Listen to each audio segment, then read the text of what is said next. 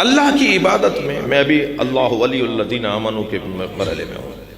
اللہ کی عبادت میں جو لوگ سست ہوتے ہیں نا، اس کی 4 وجوہات ہیں. دیکھیے، جب تک بیماری دور نہیں ہوگی، جب تک کہ بیماری کا سبب ہم تلاش نہ کریں. بیماری کا سبب ڈھونڈ لیجئے، خود بخود بیماری ختم ہو جائے گی. میں بیماری کا علاج جب ممکن ہے میرے لیے کہ جب میں اس کی علت کو ڈھونڈوں کہ یہ بیماری آئی کہاں سے آئی، اس کی جڑ کاٹ دوں، خود بخود بیماری ختم ہو جائے گی. اللہ کی عبادت میں سستی کے 4 موٹے سبب ہیں. وہ سبب ختم کر دیجئے، خود بخود معاشرہ عبد الہی ہو جائے گا، بندہ پروردگار ہو جائے گا. معاشرہ عبدیت کے کہہ لیجئے کہ میدان میں آ جائے گا. سب سے پہلا سبب، تھک تو نہیں رہے، سب سے پہلا سبب جو اللہ کی عبادت میں کمی کوتاہی کا ہے، وہ عزیزان گرامی والدین کی بے توجہی ہے. والدین کی بے توجہی ہے. اب چینی زبان سب سیکھ رہے ہیں نا، سی پیک. اس کا مطلب ہے کہ دنیا کی خاطر میں کچھ کر سکتا ہوں، مگر مجھے نماز نہیں پڑھنی آتی، تجوید نہیں ہے میری، مجھے سورہ الحمد صحیح نہیں پڑھنی آتی. جس کا قبر میں مجھ سے پوچھا جائے گا اس کے بارے میں توجہ نہیں کر رہا، مگر میں چینی زبان سیکھ رہا ہوں اس لیے کہ 4 پیسے ملیں گے. والدین کی بھی توجہی ہے. والدین نہیں خیال کر رہے. او لیول اور اے لیول کے لیے 5-5 10-10 ہزار روپے کا ایک سبجیکٹ پڑھانے کے لیے ٹیوشن کے پیسے دے رہے ہیں، مگر مولانا کو 500 روپے دیتے ہوئے 4 دفعہ کہتے ہیں کل دے دیں گے.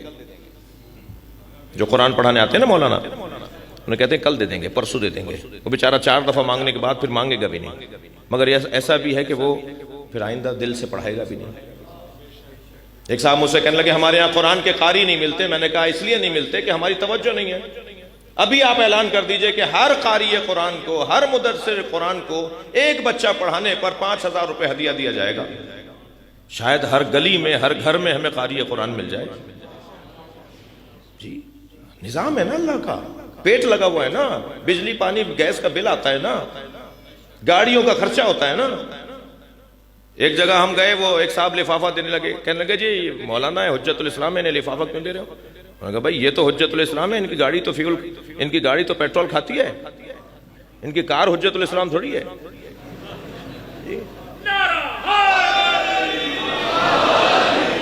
قرآن پڑھانے والوں کا حال دیکھ لیجئے آپ، بیچارے ملیں گے کیوں ملیں گے وہ، جب ان کو ہم کچھ دے نہیں رہے. والدین کی بے توجہی ہے. تو کچھ تلخ باتیں اگر لگ رہی ہوں تو مجھے کچھ دیر کو معاف کر دیجئے گا. والدین کی بے توجہی ہے. والدین کی بے توجہی ہے جس کی وجہ سے اللہ کی عبادت میں کمی ہے. دوسرا سبب بتاؤں عزیزان گرامی؟ دوسرا سبب ناآگاہی اور عدم علم ہے. اللہ کی معرفت کی کمی ہے، عبادتوں کے فائدے کی کمی ہے. یعنی فائدوں کو نہیں جانتے. نماز کا کیا فائدہ ہے، روزے کا کیا فائدہ ہے، حج کا کیا فائدہ ہے، معلومات نہیں ہے.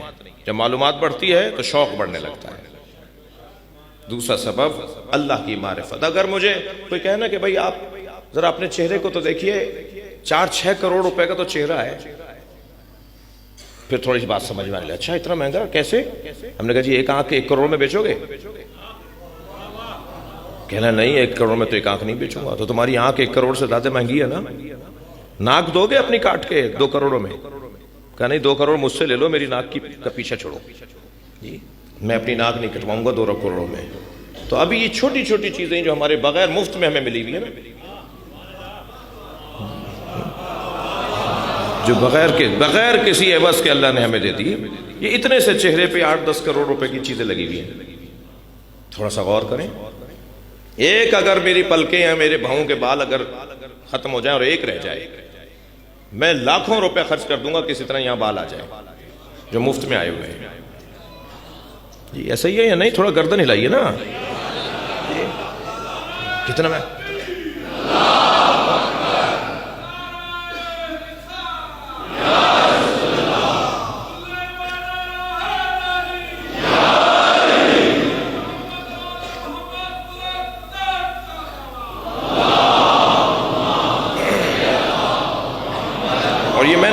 یہ میں نہیں کہہ رہا، قرآن کہہ رہا ہے سنورihim آیاتنا فی الآفاق وفی انفسہم.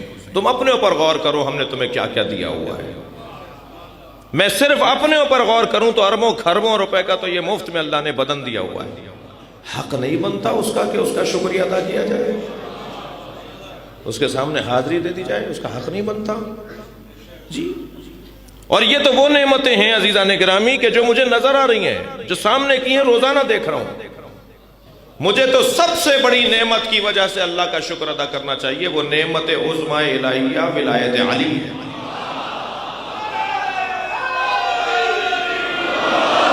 یا اللہ میں تیری بارگاہ میں اس لیے حاضر ہوا ہوں کہ میرے دل میں علی بستا ہے. نعمت عظمی پروردگار.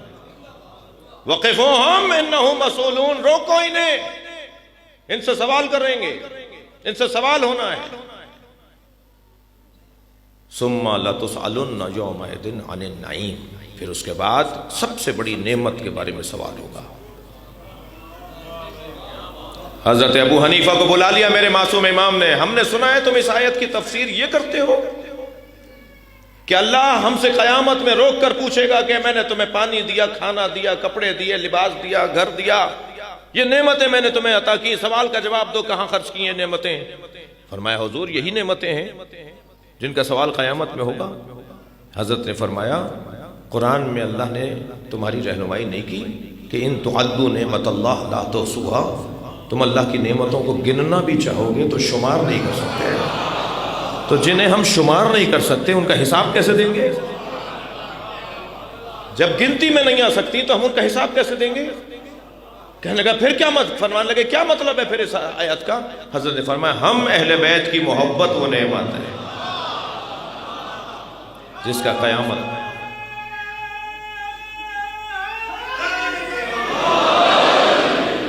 قیامت میں سوال ہوگا. ہم نے تمہیں محبت اہل بیت دی، یہ سب سے بڑی نعمت ہے. وَاذْكُرُوا نعمت اللہ علیکم، اللہ کی ایک نعمت کو بار بار دہراؤ. وہ ایک نعمت کون سی ہے بھائی؟ یا اللہ تو خود بتا دے وہ ایک نعمت کون سی ہے. وہ نعمت عظمی ولایت علی ہے.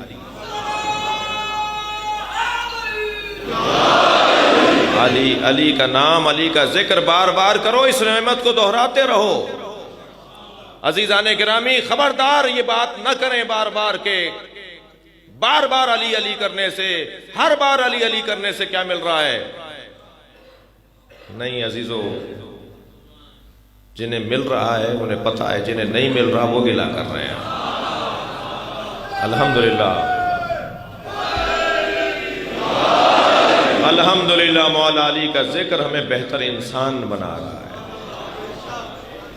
میں بات کر چکا ہوں، کرتا ہوں مختلف زاویوں سے، مختلف پہلوؤں سے. مولا علی کا ذکر ہمیں اچھا انسان بنا رہا ہے. جو علی سے وابستہ قبیلہ ہے نا، ان کی تصویر دوسروں سے اچھی ہے، ان کا چہرہ دوسروں سے بہت اچھا ہے. دنیا آج اس بات کو مان رہی ہے کہ ان کا چہرہ دوسروں سے بہت اچھا ہے. 56 اسلامی ممالک میں ایک ہی ملک تو ہے جہاں علی و ولی اللہ کی آواز آتی ہے، سرکاری سطح پر، ریاستی بنیادوں پر. جی آپ دیکھیے ساری دنیا کے مسلمانوں میں اچھا چہرہ انہی کا ہے. جی سب سے اچھا چہرہ انہی کا ہے، سب سے چہرہ آپ کا ہے، سب سے اچھا چہرہ آپ کا ہے. جی ہماری تو چال بتا رہی ہوتی ہے کہ علی کا چاہنے والا جا رہا ہے، ہمارا حلیہ بتا رہا ہوتا ہے اہل بیت سے وابستہ ہے، ہمارا رویہ بتا رہا ہوتا ہے ہم اہل بیت سے جڑے ہوئے ہیں. مجھے اس ملنگ سے تو ویسے ہی بہت پیار ہے جو گلی کوچوں میں مولا کا نام لیتا ہے. جی الحمدللہ الحمدللہ. آج بھی پاکستان کی سطح پر، عالمی سطح پر اگر آپ وزن کریں گے نا کہ کون زیادہ بہتر مسلمان ہے، الحمدللہ اہل بیت سے جڑے ہوئے لوگ زیادہ بہتر مسلمان ہیں. اور آج یہ ہمارا یعنی غیر شیعہ برادری جو ہے وہ بھی اس بات کو مان رہی ہے. لوگ اس بات کو مانتے ہیں. مجھ سے ایک انگریز کہنے لگا آپ مسلمان ہیں؟ میں نے کہا جی. کہنے لگے پروفٹ کے گھر والوں کو مانتے ہیں یا دوستوں کو؟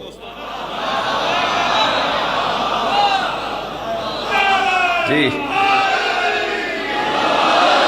میں نے کہا پروفٹ کے گھر والوں، پروفٹ کے دوستوں کا احترام کرتے ہیں مگر پیروی گھر والوں کی کرتے ہیں. تو بے ساختہ کہنے لگا ہاں وہ جو گھر والوں کی پیروی کرتے ہیں نا وہ اچھے مسلمان ہیں. یہ پوری دنیا میں ہمارے بارے میں ایک رائے ہے غیر مسلموں کی.